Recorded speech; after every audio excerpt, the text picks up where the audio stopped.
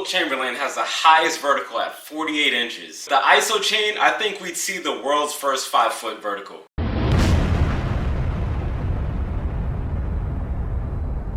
What's up, squad, and welcome back to another What If series, and this time we're covering basketball. Here's the first thing that would happen. The amount of injuries that would occur would be significantly reduced. Now, we talked about this in other What If series, so if you haven't seen the What If series on the channel, here's the link right here, go ahead and check that out.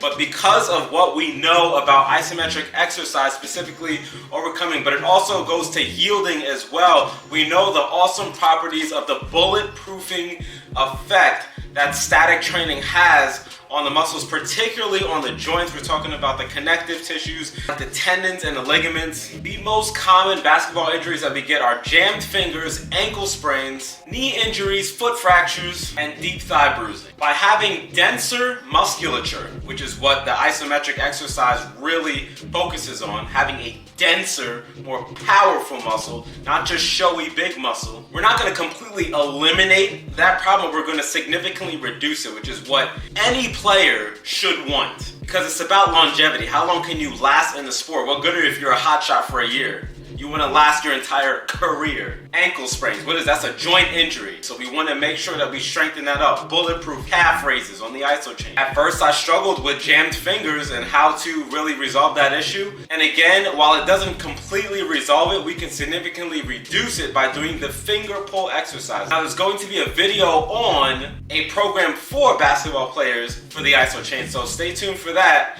That'll be dropping later this month for March Madness. Foot fractures, fracture, bone, right? The higher forces that we put on our body, the denser the bone becomes. We already covered if the isometric training that we perform in the Isochain or just in general will strengthen our bone density like heavy weightlifting does, and the answer is yes. So we can reduce that. Remember, you can't reduce the chances of injury down to 0, but you definitely can reduce it from the number that it was at. Let's talk about explosiveness. Basketball players need to be able to change direction with the snap of a finger. If they cannot do that, they are just not going to be able to be an elite tier athlete. It's just not going to happen. When we look at our 5 positions for the game of basketball: center, power forward, small forward, point guard, and shooting guard, everyone has to cover someone. If they get juked and their agility is just not up to snuff and the other person can explosively change direction,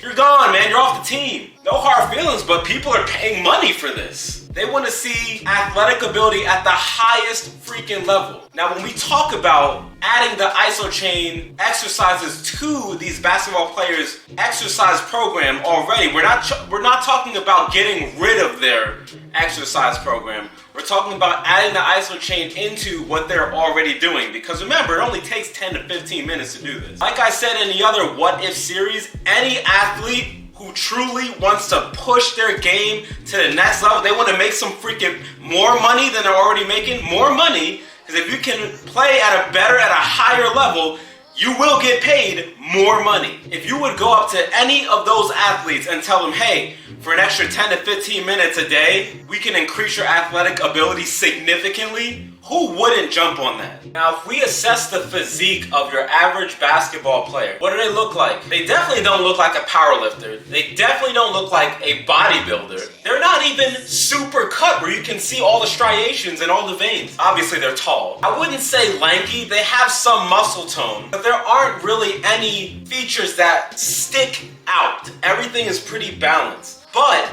you can't tell that on the outside. What you can tell is their athletic ability when they start moving. See, these basketball players are already pretty explosive athletes. Now, the Isochain will just make them even better than they already are. There's always new levels to reach. But just by assessing a basketball player's physique, if you put them side by side a bodybuilder, you may automatically assess them as, oh, that person's weak, and that is just simply not true. There are just different levels to fitness. And what you can't see on the outside is that their muscular endurance is at a very high level. It takes a long time for their muscles to fatigue. All those suicides that they were doing, all that training, of course their cardio levels are higher too, which brings me to my next point. Not only does the Isochain help with lowering resting heart rate levels, which is fantastic, it's improving their cardio. but also by training endurance holds on the Isochain. The 1 to 2 minute holds at 20 to 30% of their max. In addition to performing the 6-second strength holds for explosive strength gains, that's everything the basketball player even cares about. Notice they really don't care that much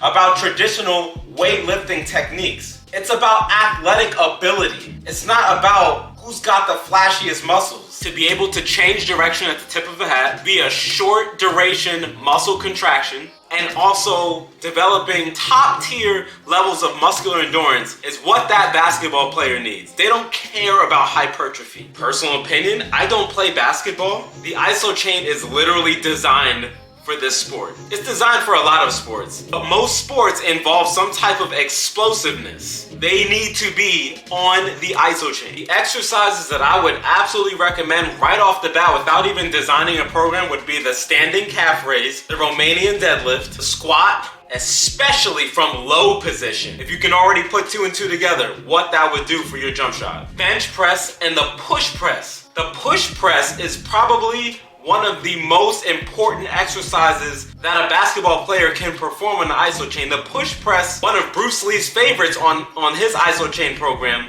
is literally, if you look at the biomechanics of it, it's a jump shot underneath a chain-in bar. It's a jump shot. That is the #1 exercise that all basketball players, all of them, should be performing on the Isochain is the push press. 90 days of a basketball player using the Isochain. Complete unit. Track their numbers, you will see significant results. Combining this with the training that they're already doing, including the practices. The numbers are all there, baby. Now it just takes the willingness for someone to actually use that and start dominating, being one of the lead performers on their team. Is that gonna be you? Alright guys, thanks for watching. If you enjoyed the video, be sure to drop a like, go ahead and comment. It helps the algorithm out because people need to know about the Isochain. They need to. And if you're not yet part of the squad, hit that subscribe button, come join the squad. We'll see you next video. Peace.